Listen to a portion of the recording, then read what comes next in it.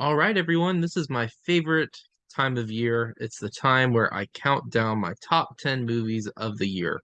I really do look forward to this every year because I see so many movies throughout the year, and this is a time where I get to reflect on the year as a whole, and look at all the different movies I saw and kind of do a appreciation for them, and also to kind of celebrate another amazing year of filmmaking.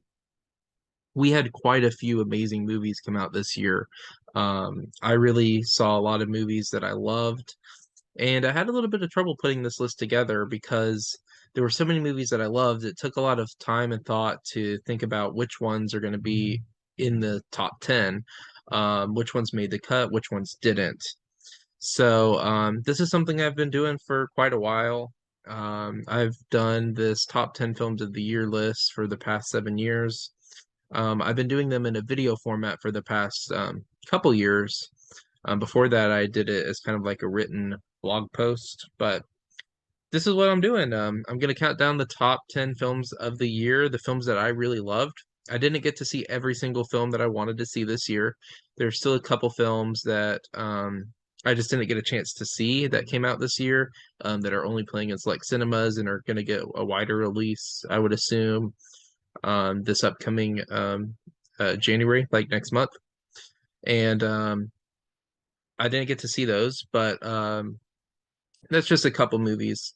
I saw most of the films I wanted to see this year. I saw a lot of movies, and this is my countdown of the top 10 that I saw this year.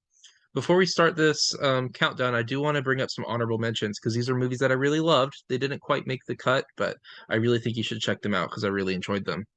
So the honorable mentions for this year are Avatar: The Way of Water, The Whale, The Fablemans, Puss in Boots: The Last Wish, The Inspection, Armageddon Time, Barbarian, Marcel the Shell with Shoes On, Nope, Terrifier 2, Emergency, and The Black Phone. These are all movies I really liked. They didn't quite make the cut, but I really think these are all amazing movies. I definitely think you should check these out. Um, and I don't have time to talk about each one and why I loved each one. I'll have more time to talk about each individual movie in the top 10. The honorable mentions are just movies that I liked that didn't quite make this list. But let's go on to the top 10. Kicking off the list, and these are in order, going down to number one, which is my favorite of the year. Number 10 is Tar. Tar is a movie I really loved. I feel like Tar is an amazing character study, and a lot of people talk about how Tar is kind of a reflection on cancel culture, and I could see that as well. Um, I just really loved the way that this script was put together. Cate Blanchett's performance is amazing, and the way that the screenplay is written is it, it it gives you information, but it also withholds information, and it goes back and forth. It kind of messes with you as an audience member watching this movie, trying to figure out these little puzzle pieces to see what's going on. Cate Blanchett kills it in this movie. She is amazing, and I honestly think that as far as all the performances this year, if I had to pick like my favorite performance of the year, the performance I think that should win Best Actress, I would give it to Cate Blanchett for Tar. So that's my number 10 is Tar. Number nine is Breaking. This is a movie I saw in theaters. It didn't get a lot of attention, and honestly, I don't know why it didn't get as much attention as I think it deserves. I feel like Breaking is a really powerful movie. It is one that has a very strong social commentary. It's not for everyone, but I feel like people who appreciate movies that have a deep meaning to them would really appreciate Breaking. It is a heartbreaking movie. The script is really well written. It's a very tense film. Um, and I feel like if more people saw it, it would be talked about a lot more because the way that the film is structured, as far as the like cinematography, as far as the script, and also the way that The film takes place in one building. It takes place in a bank the entire time, but the time it doesn't feel like it's taking like a lot of time. There's no boring moments in this movie. It's a very well put together film. It is heart-wrenching, but it is a really good movie. I really think that Breaking didn't get as much attention as it deserves. I think it should be nominated for some Oscars, but it's just not getting a lot of attention. I really don't know why, but it is a great movie. It does have an amazing performance by both of these actors here. But yeah, I really thought this was a great movie, great performances, great script. Definitely check out Breaking. Number 8 is Glass Onion. I'm not usually a huge fan of murder mysteries, but Knives Out was really awesome, and then the sequel did not disappoint whatsoever. Glass Onion is an amazing movie. The way that this screenplay is structured is really well done. I would say, as far as screenplays go, I think that Glass Onion should win Best Screenplay of the Year. I really love the way that the clues are given throughout. I like how the movie kind of takes and I don't want to spoil it if you haven't seen it, but there's a point around halfway where it does something really bold that some other movies have attempted to do, but it doesn't work as well as Glass Onion does. Glass Onion gives its clues out. It's very careful. There's a lot of Easter eggs that you may miss on a first viewing, and then when you watch it a second time, it makes even more sense. Um, I really appreciated this movie, and I can't wait to see what this director does next as far as another Knives Out movie. I was a big fan of the first one. Also, really like this one. It's a good one. Number 7 is Soft and Quiet. Now, there are two horror movies on this list this year. Um, some people would probably consider this maybe like a thriller. I definitely consider it a horror film. As far as movies that genuinely um, disturbed me, movies that I thought were actually really kind of got under my skin. Soft and Quiet is definitely the most disturbing movie of the year. It's one of the most disturbing movies I've ever seen. I think this is another one of those movies that didn't get as much attention as it deserves. Blumhouse produced this movie. They didn't put it in theaters, or at least they didn't do a wide release of it or anything, but this movie is it I mean it should kind of have like a trigger warning, to be honest with you, because it's very disturbing. But the way that this film is the cinematography of this movie is something that stands out to me, because the film looks like it's all one take. It's very tense. It's very intense, very disturbing. I really don't want to give much away on this film. I could talk about this film for quite a while, but this is a movie you just have to experience, know that it's going to be very disturbing. Maybe know a little bit about the topic that's at hand, because it's a very serious, it's a very upsetting topic. For many, this movie really did upset me, but um, it stands out as a film that's really memorable this year because it's a film I couldn't get out of my head for weeks after watching it. Definitely make sure you check this out if you're into a movie that is like that. Number 6 is Pearl. I saw X as well, and I think X may have came out this year or it may have came out last year. But these movies were pretty closely released. Um, like I think X may have honestly been earlier this year, and then we had Pearl come out not long after it. I really liked Pearl. The thing that I loved about this movie, this is the second horror movie on the list. The thing I really liked about Pearl is the way that it gives like a really colorful vibe. Midsummer did that for me as well, where the the visual of the movie is like really colorful. It has like this one has like a Wizard of Oz type feel, but it's also really dark and at the same time. This movie had a really great performance. It also had really great cinematography and direction. I honestly liked this movie quite a bit more than X. I did like X, but Pearl is definitely my favorite of the two. It's one that I definitely want to rewatch. I've only had a chance to see it once as of now, but this movie has some funny parts. It's just a really well-made movie, and I definitely think you should check this one out. Number five is After Sun. And my thoughts on After Sun, it's kind of weird for me because when I first saw After Sun, I liked it, but I didn't love it. Um, but then as I reflected on the movie, I started to really, really like it. And then it turned out to be one of my favorite movies of the year. It's a movie that while I was watching it the first time, I had to admit it felt a little bit boring. I hate to say it like that, but it as you watch it, you don't really get the point of the movie till the end. So like for a first viewing experience, I didn't as appreciate it as much as like rewatching the movie. Once you get to the end, it really hits you emotionally. That's why this movie really made an impact on me. Leaving the theater, it felt really impactful. And then as time went on, after watching the movie and thinking about it, it really started to like really connect with me and really made an impact on me. It's a movie that's definitely not for everyone. It is very depressing.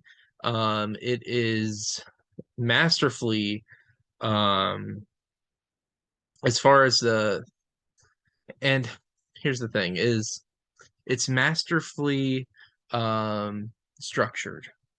And you don't realize that till after you see the movie, at least for me. When I was watching it, I didn't get the point of it till the end, and then it really started to make sense after reflecting on the movie. But while you're watching it, it it it makes sense, but it's a little bit boring. And I hope that kind of makes sense. But now watching this movie like a second time, I can appreciate it a lot more. I definitely think you should see After Sun. It has one of the coolest scenes I've ever seen in a movie. There's an end sequence that involves the song Under Pressure. It is a heartbreaking scene, but it's very well done. Definitely make sure you see After Sun.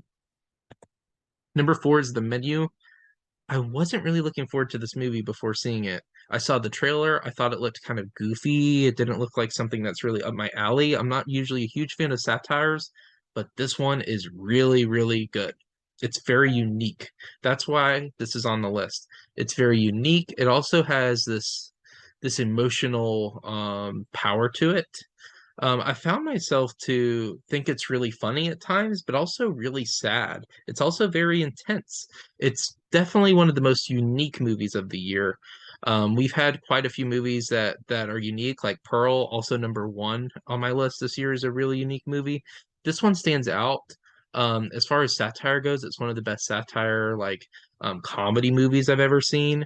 It really stood out to me. It's definitely one of my favorites for the year. It was originally in the number two spot, or number two, number three. It was kind of between number two, number three, and then I kept thinking about it and made some adjustments. So it's in number four now. There were a couple of movies, three more movies that I like just a slightly more, but the Menu is a good one. I really thought that the screenplay was good. It's just really creative. I can always appreciate a movie just for being really creative and bold, and this is definitely one of those. Number three is Top Gun Maverick. Top Gun Maverick and the Menu flipped back and forth quite a bit, I gotta say, as far as which one I liked better, but I went with Top Gun being in the number three slot. I feel like this movie is visually amazing. I know that Avatar is on the list, and Avatar is probably actually it definitely is. Avatar is definitely the most visually stunning movie of the year. But Top Gun Maverick was just an amazing film going experience. It's one of those movies where it was a very emotional viewing for me.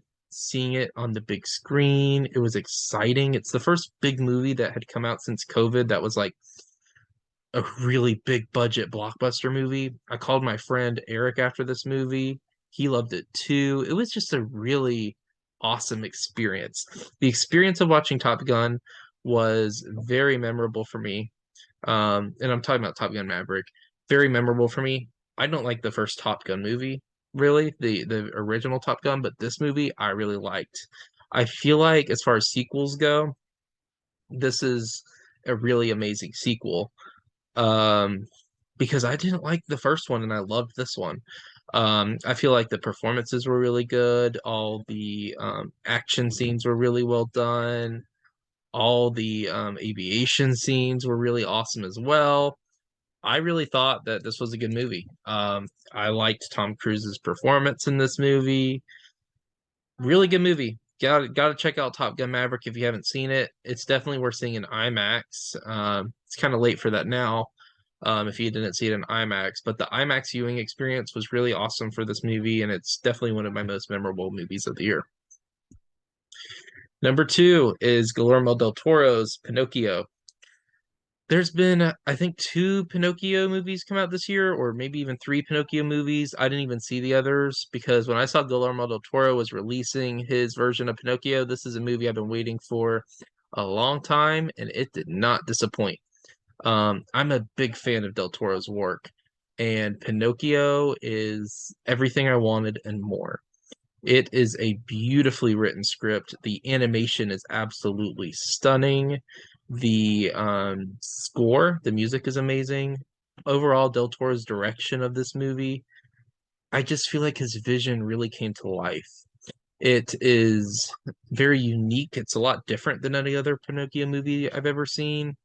Um, and it's really different than other stop motion animation movies I've seen too. Like I'm a big Coraline fan, but this movie has its own vibe. It's a really well done animation movie. It's a really well done film by Del Toro. It's one of his best films. I would probably say it's my second favorite Del Toro movie of all time, following The Shape of Water. I know a lot of people love Pan's Labyrinth. I like Pan's Labyrinth, but Shape of Water is my all-time favorite Del Toro movie. This is probably my second one. It's a really good movie. I saw it in theaters and then I saw it again on Netflix. Really made an impact on me. Really tugs at the heartstrings. This is a good one to check out. And now it's number one. This is the movie that I feel like all out of all the movies I've seen this year, there's one movie that just stood out above all the others.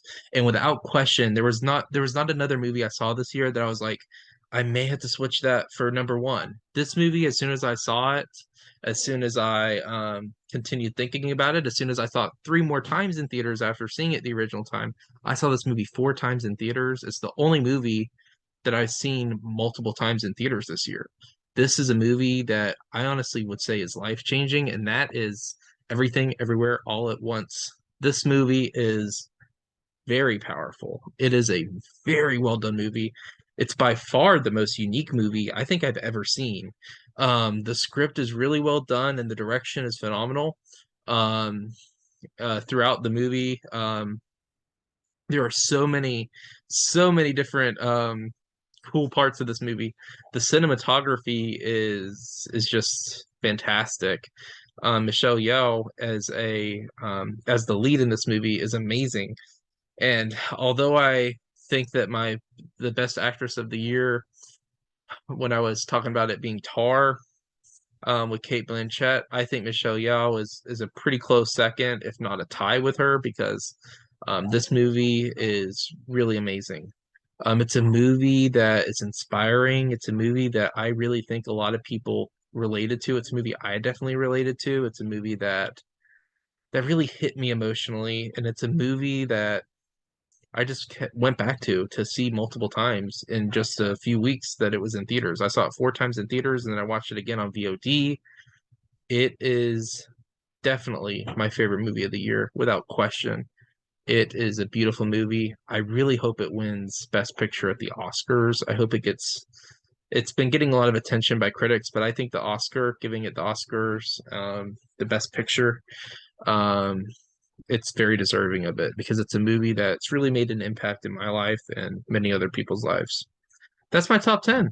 I know this was a little bit of a video, a little bit of time, but as always, this is something I always look forward to is counting down these movies, just talking about them. And yeah, so again, congrats to all these amazing movies that came out this year. I hope all these movies get a lot of attention come award season. I know some of them won't, unfortunately.